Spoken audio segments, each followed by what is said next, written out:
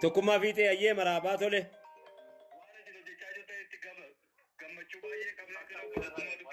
Tole baroodha ayyee. Hodhonaa dubbise malee. Oh. Hello. Obbo Gammachuu akkam nagaaraa jirtu?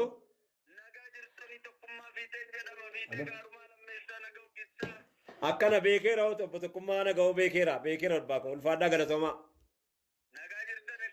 Nagaadha galata rabbii ankoo silkaan caccabeera. Baay'ee akka durii sana hin jiruuti isuma ammaa kana dubbisaa isa durii dhiisaati.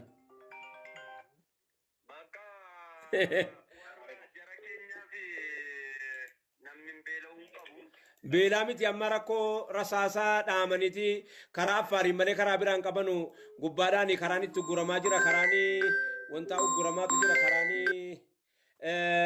kamisee dhaqanii wallaanamuu hin danda'anu karaa dabra siinaatiin wallaanamuu hin danda'anu tokkittiin jarri qabanu affaartu karaa banee fi yeroo ammaa kana keessa karaa affaar bante kana keessaanii 20,000 kaffalanii adaamaa dhufuu warra dadhabee sana akka warri sunis dhufanii wallaanamanuu fi akka waan itti wallaanamanuu sana sargatu inni kaan immoo mana jalaa gubatee manneen barnootaa gubate wanni hin gubanne hin jiru karaan jarri kun deemanii tokko rahmatan qabu nagaas hin qabu adaamiyoon laagamsaatu akkasuma jalaa ta'e tole. Waalaikumsalam warahmatullah. Akauntii Hegeree peejii feesbuukaa raayyaa bahuun caalaa jira. Hegeree chaaritii. Tole. Birrii meeqa? Ahmed Adam hayyee shukran. Ahmed Adam hayyee. Kuma shan hayyee. Obbo Obse Sabbar ijoollee tiktookii maqaa eenyuutiin godhu?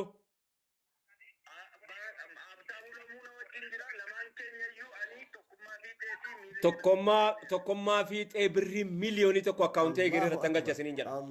Tokkummaa fiixee tokkummaatti hin si beeka sinumaan sin beekaati.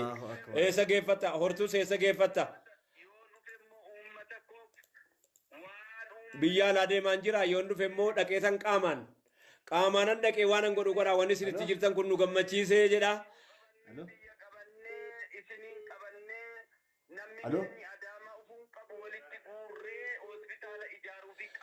Hospitaala ijaarraa isiniin jedha tokkummaa fiixee nama 4,000 fi nama 5,000 fi wayiiti isin dhaggeeffataa jira.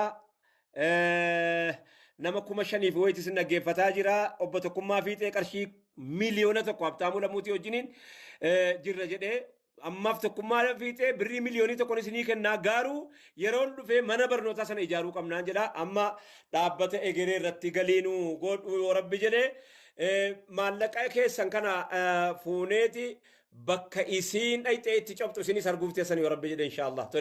Tole obbo Tokkummaa fiixee nagaan dhaqaa galaa bakka dhaqaa jirtan sanarraa bakka balalii gaarii bobbaa gaarii boolee bakka namni irraa barari'u taa'eeti onlaayinii nu argee akkana jedhaa beeka.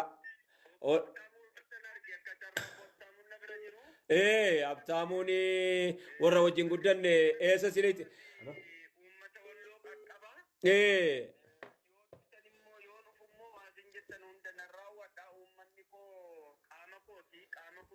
Ulfaadhaa giiftiinuu kennitan ayyee tole ulfaadhaa. Akkaawuntii kun Habtaamuu irratti nama isinii erga tole Habtaamuu Lamuu irratti isinii erga galatoomaa ulfaadhaa. Amara tole galatoomi ulfaadhu ingootaa si beeka ayyee ansin beeka. Ayyee tole Tokkummaa fiixee ayyee galatoomi ulfaadhu ayyee Habtaamuu. Abtisha akkaawunta dhaabbataa peejii kiyyarraa fuudhiiti itti kenni itti naa kenni ammuma ishee onlaayiniin jira ammatarraa maallaqa guuraa jira. Eshi Abtisha galatoomi ulfaadhu waan gooti ammas kan biraa barbaade ummata keenya ummata isaatiif dhiigu akka kanaa barbaade fidiyaati. Eshi galaa nagaatti deemsa bobbaa gaarii ayyee Abtisha koo nagaatti. Tokkummaa fiixee qarshii miliyoona tokko amma akkaawuntii egeree irratti isinii galcha naa ergaa jedhe.